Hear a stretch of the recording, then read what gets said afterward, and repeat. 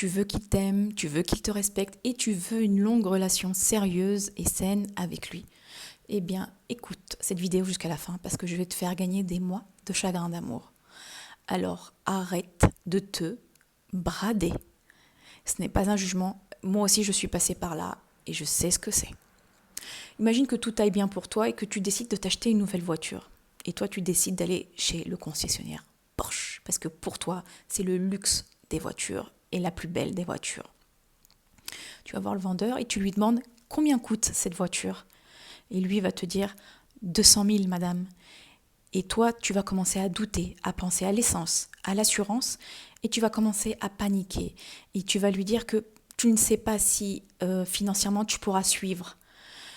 Et là, le vendeur de chez Porsche, il te regarde et il ne va pas commencer à te poursuivre parce qu'il sait la voiture qu'il vend. Il sait que cette voiture n'est destinée qu'à un pourcentage de personnes spécifiques qui puissent apprécier la qualité de la voiture.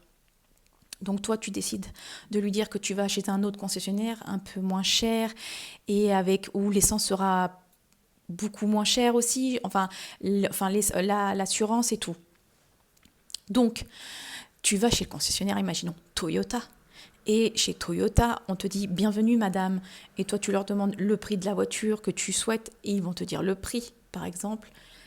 Et là, il te dit « Si vous l'achetez, je vous fais une réduction. Et en plus de ça, je vous mets des options. » Et toi, écoute, eh bien, puisque ça t'attire, puisqu'il va te baisser et il va te mettre des options en plus.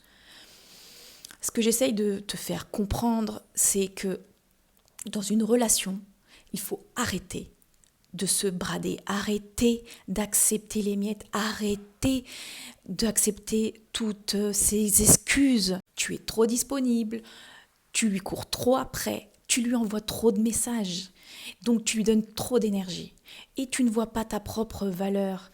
Ce diamant rare que tu es, cette pierre précieuse, tu dois vraiment te voir comme une personne exceptionnelle dont le prix est très cher et arrêter de vouloir forcer à ce que l'autre t'aime. Parfois tu me dis oui, il a décidé d'être toxique, mais non. C'est pas l'autre qui est toxique, c'est nous-mêmes qui sommes toxiques pour nous-mêmes. Pourquoi ? Parce que nous acceptons moins de ce que nous méritons. Donc l'autre est toxique en miroir.